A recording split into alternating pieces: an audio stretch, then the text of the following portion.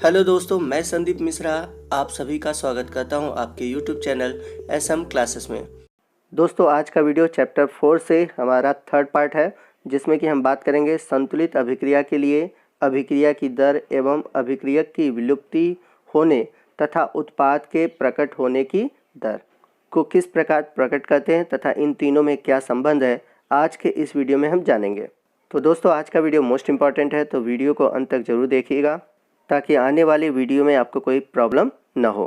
तो किसी भी संतुलित अभिक्रिया की दर उसमें उपस्थित किसी भी अभिक्रियक अथवा उत्पाद के अनुसार व्यक्त किया जाता है। जैसे कि अगर हम बात करें Hg और Cl2 से HgCl2 का निर्माण, यदि इस अभिक्रिया को हम व्यक्त करना चाहें तो हम Hg के आधार पर भी व्यक्त कर सकते हैं, Cl2 के आधार पर भी व्यक्त कर सकते हैं और HgCl2 के आधार पर भी व्यक्त कर सकते हैं। तो आइए देखते हैं कि हम कैसे इसे व्यक्त कर सकते हैं। तो सबसे पहले हम Hg के आधार पर अभिक्रिया की दर को व्यक्त करते हैं।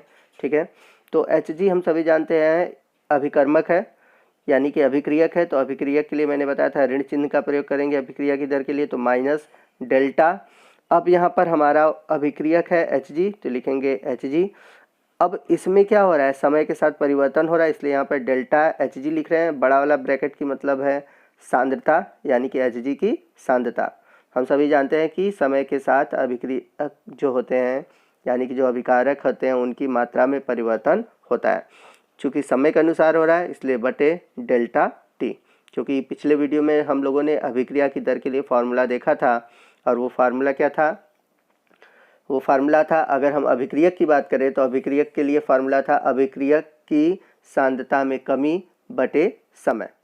तो यदि हम Hg के आधार पर अभिक्रिया की दर लिखेंगे तो इसके लिए फार्मूला क्या होगा, Hg की सांद्रता में हुई कमी यानी कि परिवर्तन बटे समय, जिसको मैंने फार्मूले के रूप में लिख रखा है। तो इस फार्मूले में आप ये बड़ा वाला ब्रैकेट देख रहे हैं, इसका मतलब होता है Hg की सांद्रता। डेल्टा का मतलब है समय के अनुसार सांद्रता में परिवर्तन, और डेल्टा टी का मतलब है समय में परिवर्तन, यानी कि समय के अनुसार जो Hg है यानी पारा है, उसके सांद्रता में कितना परिवर्तन होता है। इसी प्रकार हम Cl2 के लिए भी लिख सकते हैं। तो Cl2 के आधार पर अभिक्रिया की दर R बराबर minus delta concentration of Cl2 upon delta T. और आप सभी जानते हैं कि यहाँ पर माइनस क्यों लगा हुआ है, क्योंकि यहाँ पर क्लोरीन क्या है, एक अभिक्रियक है, अर्थात अभिकारक है। अब यदि इसी अभिक्रिया को हम HgCl2 के आधार पर लें तो हम कैसे लिखेंगे, HgCl2 की अभिक्रिया की दर R बराबर, यहाँ पर प्लस लेंगे क्योंकि हम सभी जानते हैं, क्योंकि HgCl2 क्या है, उत्पाद है। ठीक है, तो अभिक्रिया की दर R बराबर plus delta concentration of HgCl2 upon delta T. तो पॉजिटिव हम इसलिए लगाते हैं क्योंकि यह हमें अभिक्रिया में सांद्रता की वृद्धि को प्रकट करता है। डेल्टा क्या है, अभिक्रिया में जो परिवर्तन हो रहा है, यानी कि HgCl2 के सांद्रता में जो परिवर्तन हो रहा है। ब्रैकेट क्या है, ब्रैकेट मैंने आप सभी को बताया है कि ब्रैकेट सांद्रता को प्रदर्शित करता है upon delta T. Delta T क्या है, समय में परिवर्तन है। तो दोस्तों, यहाँ पर आपको एक चीज़ ध्यान रखना होगा कि किसी संतुलित अभिक्रिया की दर उसमें उपस्थित किसी भी अभिक्रियक अथवा उत्पाद के अनुसार व्यक्त किया जा सकता है, परंतु अभिक्रिया की दर का मान समान होना चाहिए। चाहे आप अभिक्रिया को Hg के आधार पर व्यक्त करें, चाहे Cl2 के आधार पर व्यक्त करें, या फिर HgCl2 के आधार पर व्यक्त करें, सभी के लिए अभिक्रिया की दर समान आना चाहिए। तो दोस्तों, ऐसा क्यों है, ऐसा क्यों होना चाहिए, आइए इसके बारे में हम जानें। तो किसी भी अभिक्रिया में जो अभिक्रिया की दर है समान होना चाहिए, चाहे वो जिसके लिए भी हो। ठीक उसी प्रकार जैसे कोई वाहन है और उस वाहन में 4 पहिए हैं, तो चारों पहिए की जो अभिक्रिया होगी, मतलब उनकी जो चलने की जो दर होगी, वो एक जैसी होगी। ये नहीं कि एक पहिया अलग स्पीड से चले तो दूसरा अलग स्पीड से चले, ऐसा पॉसिबल तो है नहीं। तो इसी प्रकार किसी भी अभिक्रिया में जो अभिक्रियक हैं या उत्पाद हैं, उनकी अभिक्रिया की दर एक समान होनी चाहिए। तो इस प्रकार हम देख सकते हैं कि जो अभिक्रिया की दर है वो Hg के रूप में लिखे तो minus delta Hg upon delta T के बराबर होगा। वही अगर हम बात करें क्लोरीन के लिए तो यही वैल्यू क्लोरीन के लिए भी होगा, यानी कि क्लोरीन के लिए भी ये वैल्यू समान होगा। उसी तरह HgCl2 की बात करें तो उसके लिए भी समान होगा, यानी कि तीनों अभिक्रियाओं के लिए अभिक्रिया की दर क्या होगी, समान होगी। आई होप कि यहाँ तक का आपका कंसेप्ट क्लियर हो गया होगा। नेक्स्ट आइए हम बात करते हैं कि कैसे हम जानेंगे कि विलुप्त होने की अभिक्रिया की दर अथवा प्रकट होने की अभिक्रिया की दर को हम कैसे जानेंगे और कैसे देखेंगे। तो आइए विलुप्त होने की दर को हम देखें। तो हम एग्जाम्पल के रूप में पिछला वाला ही रिएक्शन लेंगे और यहाँ पर हम बात करेंगे मरकरी के विलुप्त होने की दर, यानी कि डिसअपीयरेंस रेट ऑफ मरकरी। अब यहाँ पर हम मरकरी की विलुप्त होने की बात क्यों कर रहे हैं? तो सिंपल सी चीज़ है, जब भी कोई अभिक्रिया होती है तो अभिकारक क्या होता है, समय के साथ साथ क्या होता है, खत्म होता है, और उत्पाद क्या होता है, समय के साथ साथ बनता है। जैसे एग्जाम्पल के रूप में हम लेते हैं, जैसे आप शरबत बनाते हैं तो शरबत में पानी और चीनी लेते हैं, ठीक है। तो पानी और चीनी क्या है, अभिकारक है, ठीक। और शरबत क्या, उत्पाद। तो जैसे जैसे आप चीनी और पानी को घोलते हैं तो अभिकारक की मात्रा घटती है, ठीक, और शरबत बनने लगता है, यानी कि उत्पाद की मात्रा बढ़ती है। ठीक उसी प्रकार ये अभिक्रिया है। तो मरकरी के विलुप्त होने की दर के लिए वही फार्मूला यूज़ होगा जो हम लोगों ने इसकी अभिक्रिया की दर के लिए लिया था, यानी कि minus delta concentration of Hg upon delta T. पर दोस्तों आप एक बात याद रखिएगा कि विलुप्त होने की दर और अभिक्रिया की दर एक जैसी नहीं हो सकती, इन दोनों के मान में अंतर होता है। यानी कि विलुप्त होने की दर और अभिक्रिया की दर समान भी हो सकती है और अलग भी हो सकती है।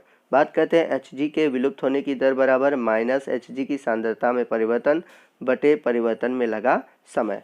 नेक्स्ट हम बात करते हैं Hg के अभिक्रिया की दर की। तो जैसा कि पीछे हम लोगों ने देखा था कि Hg यानी मरकरी के आधार पर अभिक्रिया की दर क्या थी, minus delta concentration of Hg upon delta T. तो यहाँ पर आप देख सकते हैं विलुप्त होने की दर और अभिक्रिया की दर समान है, ठीक है। जैसा कि मैंने बताया था कि ये दोनों समान भी हो सकते हैं, अलग भी हो सकते हैं। अलग कब होगा, कैसे होगा, आगे हम वीडियो में जानेंगे। अभी हमें ये देखना है कि विलुप्त होने की दर और अभिक्रिया की दर के लिए क्या यहाँ पर इक्वेशन होता है। तो इस अभिक्रिया में आप देख सकते हैं कि इनके अभिक्रिया की दर और विलुप्त होने की दर बराबर है, तो हम कह सकते हैं कि अभिक्रिया की दर बराबर Hg के विलुप्त होने की दर। लेकिन हमेशा ऐसा हो, ऐसा पॉसिबल नहीं है, इसलिए मैंने नीचे लिख दिया है कि इस अभिक्रिया के लिए अभिक्रिया की दर और Hg के विलुप्त होने की दर समान है, परंतु सभी अभिक्रियाओं के लिए ऐसा नहीं होता। तो दोस्तों दोनों समान कब होंगे, ये डिपेंड करता है यहाँ पर लगने वाले स्टोइकियोमेट्रिक कोफिशिएंट पे। इस अभिक्रिया में स्टोइकियोमेट्रिक कोफिशिएंट समान है, इसलिए यहाँ पर अभिक्रिया की दर और विलुप्त होने की दर दोनों समान है। अब हमें कैसे पता चलेगा कि स्टोइकियोमेट्रिक कोफिशिएंट एक दूसरे के लिए समान है, आगे वीडियो में हम लोग जानेंगे। अब दोस्तों हम बात करते हैं Cl2 के विलुप्त होने की दर। तो Cl2 की विलुप्त होने की दर माइनस डेल्टा Cl2 की सांद्रता बटे डेल्टा टी। तो यहाँ पर माइनस क्यों लगा हुआ है, क्योंकि समय के साथ मैंने बताया था अभिक्रिया की जो सांद्रता है या अभिक्रिया की जो मात्रा है उसमें कमी आती है। बात करते हैं Cl2 के अभिक्रिया की दर की, तो सेम वैसे ही फार्मूला होगा जो कि विलुप्त होने के लिए है। तो यहाँ पर हम देख सकते हैं कि जो अभिक्रिया की दर है और विलुप्त होने की दर है वो समान है, लेकिन जैसा कि मैंने बताया था कि ये ज़रूरी नहीं है कि अभिक्रिया की दर और विलुप्त होने की दर समान हो। अब दोस्तों हम बात करते हैं HgCl2 के लिए। तो हम सभी जान रहे हैं कि HgCl2 क्या उत्पाद है और उत्पाद का यहाँ पर क्या होता है, निर्माण होता है। तो इसलिए हम कहेंगे HgCl2 के प्रकट होने यानी कि निर्माण की दर। तो जैसा कि हम सभी जानते हैं किसी भी अभिक्रिया में जो अभिक्रियक होते हैं यानी कि अभिकारक होते हैं वो लुप्त होते हैं, खत्म होते हैं, और जो उत्पाद होते हैं वो निर्माण होता है यानी कि वे प्रकट होते हैं। तो यहाँ पर प्रकट होने का मतलब है कि यहाँ पर सांद्रता में वृद्धि, इसलिए इस रिएक्शन में हम क्या लगाएंगे, प्लस लगाएंगे। तो इसलिए हमारा जो फार्मूला बनेगा plus delta concentration of HgCl2 upon delta T. Same वैसे ही अभिक्रिया की दर के लिए भी फार्मूला होगा जैसे कि प्रकट होने के लिए यूज़ हुआ है। तो इस अभिक्रिया में भी हम देख रहे हैं कि अभिक्रिया की जो दर है वो HgCl2 के निर्माण होने यानी प्रकट होने की दर के समान है, परंतु ये हमेशा ऐसा हो ये नहीं पॉसिबल है, जैसा कि पीछे हम लोगों ने देखा था। तो दोस्तों ये थी आज की वीडियो। उम्मीद है कि आपको इस वीडियो से बहुत ही बेनिफिट हुआ होगा, आपका हर कंसेप्ट क्लियर हो गया होगा।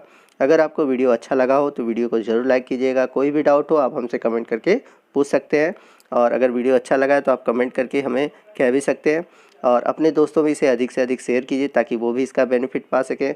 और यदि आप हमारे चैनल पर नए हैं और अभी तक आपने हमारे चैनल को सब्सक्राइब नहीं किया है तो प्लीज़ हमारे चैनल को सब्सक्राइब कीजिए और बगल में जो बेल आइकन है उसको प्रेस कीजिए ताकि जब भी मैं कोई नया वीडियो अपलोड करूं उसका नोटिफिकेशन आपको मिलता रहे। तो मिलते हैं अगले वीडियो में अगले टॉपिक के साथ, तब तक के लिए जय हिंद, जय भारत।